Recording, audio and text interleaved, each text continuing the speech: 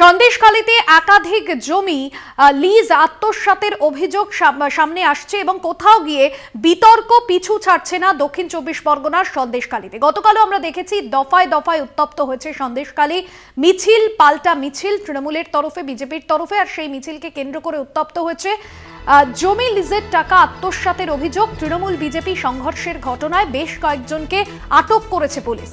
সন্দেশখালীতে বারবার উত্তেজনা, সংঘর্ষে জখম অন্তত 20 জন তৃণমূল কর্মী। আমরা দেখেছিলাম গত 5ই জানুয়ারি সন্দেশখালী সামনে আসে সংবাদের শিরোনামে এবং সেই সময় তৃণমূল নেতা শেখ শাহজাহানের বাড়িতে তল্লাশি অভিযানে যায় ইডি আধিকারিকরা এবং সেখানে গিয়ে আক্রান্ত হয় এবং তারপর থেকে একাধিকবার সন্দেশখালী নিয়ে বিভিন্ন বিষয় সামনে এসেছে।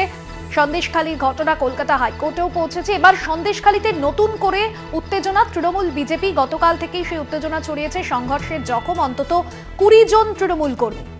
এখনো পর্যন্ত জানা যাচ্ছে যে এই 20 জন তৃণমূল কর্মী জখম হয়েছেন। লাঠি রড বাঁশ দিয়ে হামলার অভিযোগ বিজেপির বিরুদ্ধে এবং তৃণমূলের জেলা পরিষদের যিনি সভাপতি তাকেও বেধড়ক মারধর করা হয়। বেশ কয়েকজনকে আটক করেছে এই ঘটনায় সন্দেশখালী থানার পুলিশ। গতকাল দিনভর উত্তপ্ত ছিল সন্দেশখালী। সন্দেশখালীতে তৃণমূল বিজেপির সংঘর্ষের ঘটনায় আটক করা হয়েছে বেশ কয়েকজনকে। সংঘর্ষে জখম 20 জন তৃণমূল কর্মী, লাঠি রড বাঁশ দিয়ে হামলার অভিযোগ বিজেপির বিরুদ্ধে।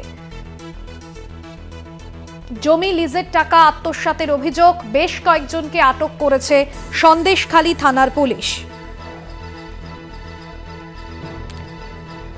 তৃণমূল জেলা পরিষদের সদস্য বেধড়ক মারধর করা হয় তাকে, আক্রান্ত তার স্ত্রী।